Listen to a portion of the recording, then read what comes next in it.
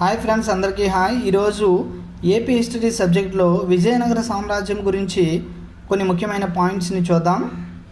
ముందుగా చూసినట్లయితే విజయనగర రాజ్యాన్ని 4 రాజవంశాలు పరిపాలించారు.